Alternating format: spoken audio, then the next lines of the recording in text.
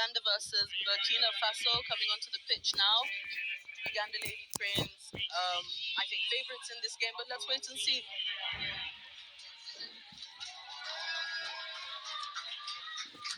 For those of you who watch a little bit of Safari Sevens a couple of weeks ago, in the first week, thereabouts October, but it was 9th to 11th of October, you know that the ladies in front of you here from neighboring Uganda played Kenya in the finals, and they were really, really decent. Uganda. Look out for Grace Nabagala, number 4. As I say that, on the ball is Lydia Namabiro. Show and go by Lydia Namabiro, and it's strike time by Uganda. Dabima, are you surprised? No surprise there. I mean, Uganda have been a very dominant side. Ranked third in Africa. Burkina Faso ranked 11th. So no surprise there. She clearly outpaced her opponents. Yeah, rankings sometimes don't tell the full story. But in this case, with just a minute on the kickoff, there's no doubt that Uganda mean business. The last time the Nairobi Nyayo Stadium, they were in a final against Kenya. They are really, really good. Watch this kickoff here by Juliet Nandalaua. Yep, the chuchus were added on by Janati Nandudu. Let's see what Uganda has in store for us. Looks like a turnover. Yeah, quick turnover there. Quick play again. They are a feisty team here, the Cranes ladies. Yep, always playing with grit. Quick show and go all the way into the try box. And that looks like Peace Lakuru. Try time, Uganda. Second try for the Lady Cranes. The main business here, the ladies from the eastern part of the border, western part of the border rather, Uganda. Look at that, just a show and go there by Peace Lakuru. Peace Lakuru has also played for the Shogun ladies at some point, also played rugby league internationally in York Valkyrie in England. Yeah, lots of experience here from the Uganda ladies, and it's showing on the field already.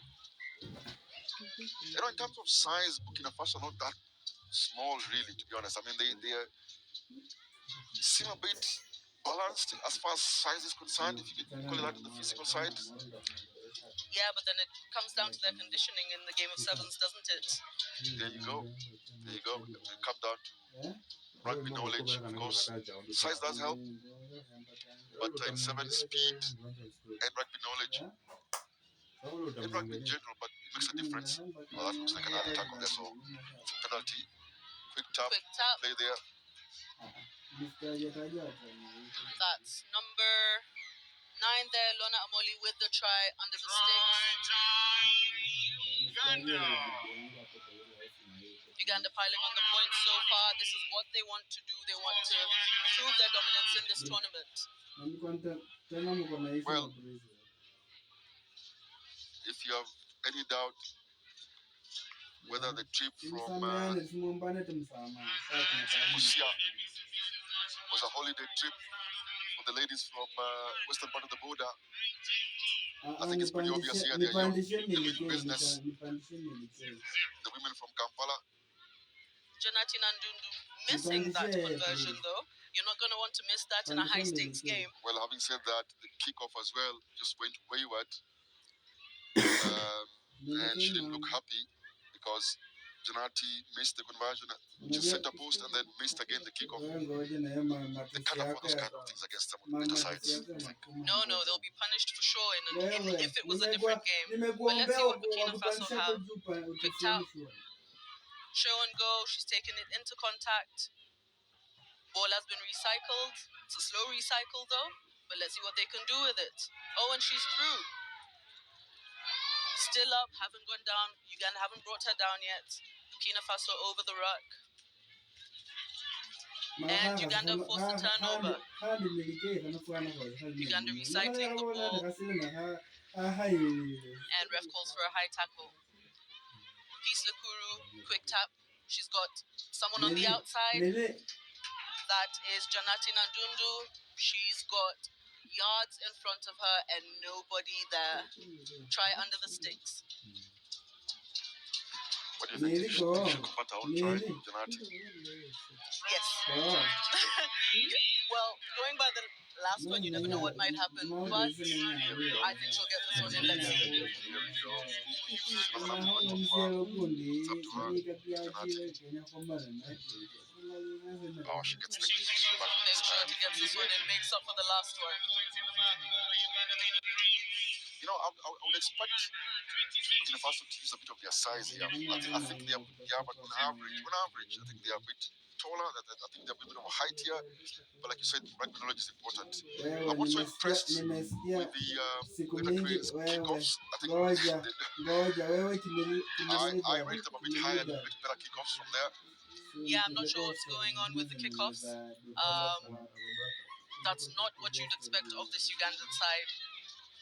I'm not sure about that call from the referee because the tackling player from said that, oh, that's a tumbling tackle defense recovery from Burkina Faso. Yeah, well done for getting back. And now getting back onside. But Uganda have numbers out on the outside. This should be another try. Easy one again, under the sticks. That's Uganda's Lydia Namabiro with the try. I was just going to say earlier, a couple of phases earlier, I felt that on the rack, I think the tackler did roll away in good time, so that didn't allow the Burkinabe players to come and clear up the rack. And then when they were tripped by the player who didn't roll away, and then the referee penalized them for losing their feet and giving another penalty, which eventually, that's a couple of racks before, which then allowed you're going to get possession, and eventually Namabiro, Lydia, with a very good 57. Yeah, well, errors sometimes happen in the game, and you just got to play on. Penalty, Burkina Faso ball. She's up with it quickly. Let's see what they can do. She does well to stay on her feet, but her supporting player doesn't quite make it there in time. You know, this is really smart rugby from our neighbors from the West. You know, every time they get a penalty, they just scratch quickly because the Burkinabe players are not setting themselves. The transition into defense is not done quickly. Yep. So it's taking time for them to get back in defense. Yeah. That allows them then the Uganda players to come quickly and play because they are then the offside. Definitely dominating this game in almost every aspect. Generating the conversion there, so it's a full score there at halftime. That's a 7-pointer there. As we see that last try there by Uganda, scored there by Juliet Nandula, but then eventually converted by Janati Nandudu. And that final conversion by Nandudu makes it look like Uganda will sort of easing their way into this one. Yeah, definitely easing their way into this one. I wonder if they'll make any substitutions in the second half. Well, with 40 points to 0, who knows? Uganda leads this one by 40.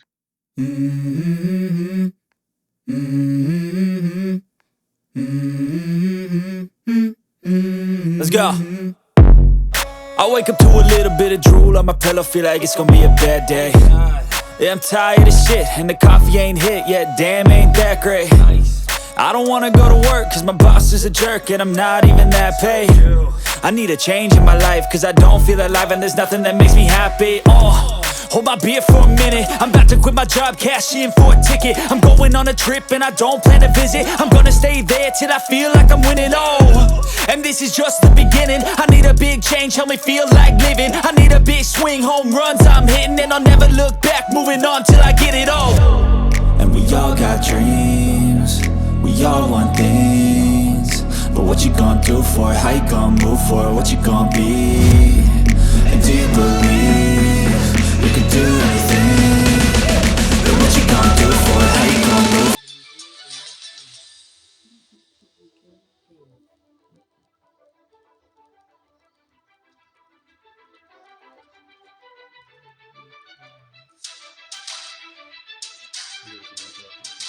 The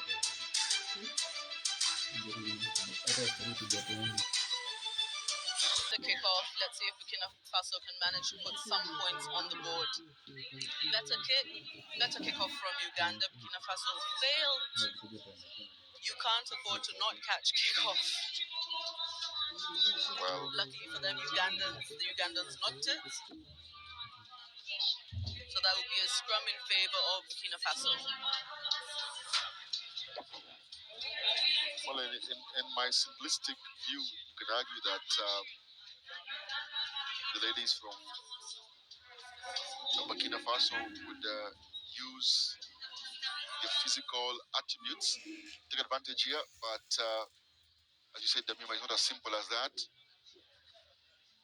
But I think the opportunity, especially around the set piece, there's some top players there. There's some big players. Hopefully that can make some sense for them. Yasmin Koulibaly, good height. Yasmin. I think Uganda are just a very well-seasoned side, and to make an impact against them, you've really got to know what you're doing, and you've got to be very intentional in your style of play. That is true. They try to string some passes here. Yasmin on the ball. There you go, using her height. Good face play here by the Burkinabes.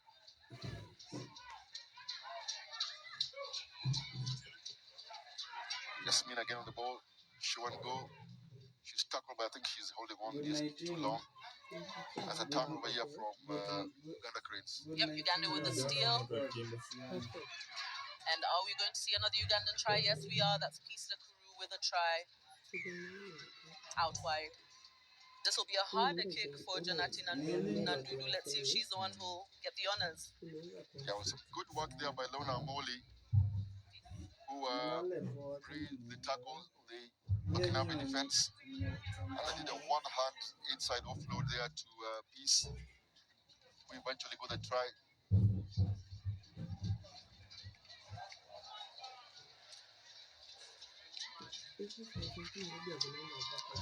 Lots of questions from the Uganda Cranes attack, and answers not coming here from the Burkinabe defense as we make some substitutions. Maybe they can get some reprieve here from the bench. Seems a bit of confusion there from the bench, but should be done eventually. That's a good take from the Burkinabes, but a very powerful counter up from the Ugandans. Although they managed to retain possession, taking the ball in, and a successful ruck. Ball is going out. Let's see if it goes out to the wing. No. Ugandans covering that wing, so the Burkinabes don't have that space to pass the ball out. Yeah, from the side, referee says it's a good counter ruck, but illegally done so. Burkinabes still with the ball, still marching on over the halfway line for the first time in this half. Yes, it is. Ugandans being very tenacious in their style of play, and their tackles going into those rucks. The Burkinabes really can't catch a break. Or it's easy to defend yourself. They're not using the width. It's already who can go out. Forces the Burkinabes come in. And then the real hustle here from the Uganda defense. Yeah, that was an unforced error, but I think they're looking to get that ball back in the scrum. However, again, these are those unforced errors we talked about from the Ugandan side. If this were a top quality side, they would be punished. Yeah, you see the shot there from Steve Lewis, coach from Burkina Faso, the coach for Burkina Faso. He's trying to scratch his head to see what can we do more? How much firepower does he have on his bench? Maybe to make some additions. There seems to be quality substitutions here as the scrum here time for Burkina Faso. Well, let's hope the substitutions will be able to make a difference for their team.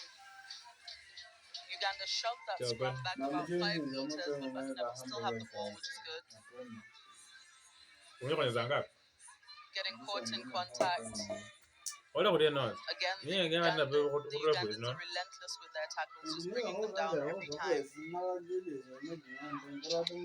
Support play not as good as you'd want it from the Pakinabis. You expect a little better. You've got too many players isolated in contact.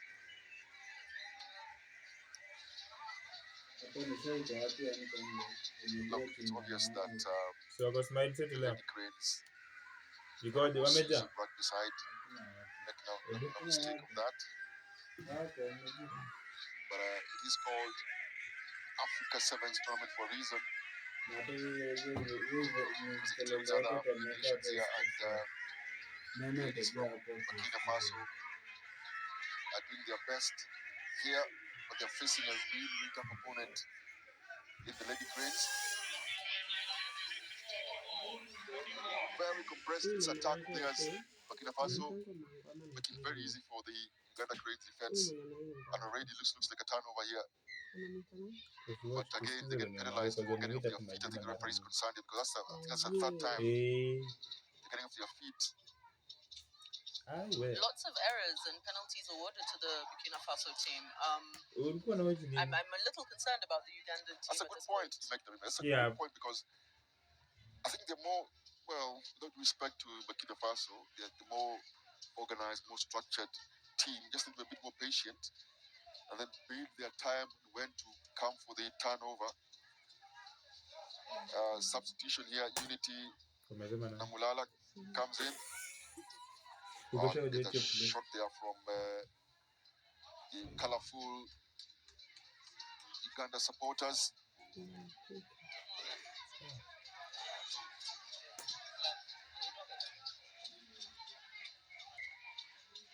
I think given that Uganda are so far ahead, I wouldn't expect so many unforced errors. I would expect better composure from the Lady Cranes.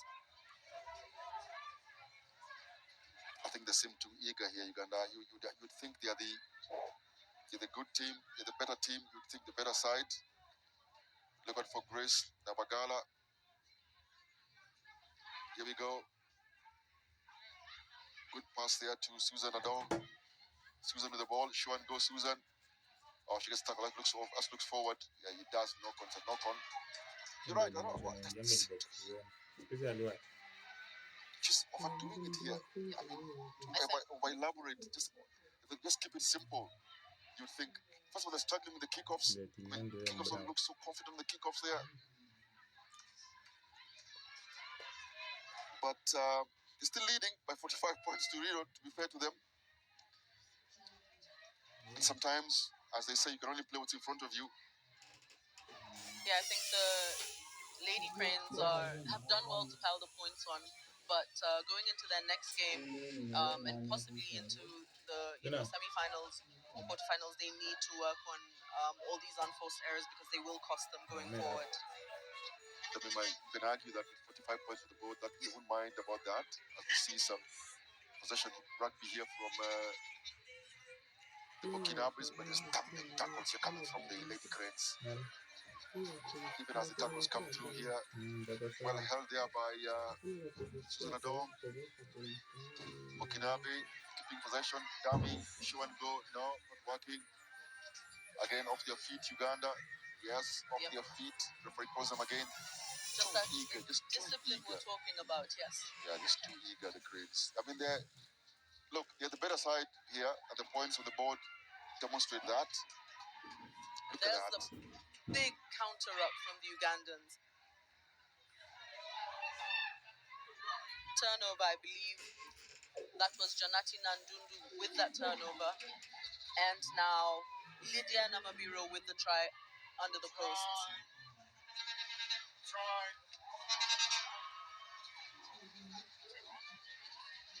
If you've been to the expressway on Kampala to Entebbe,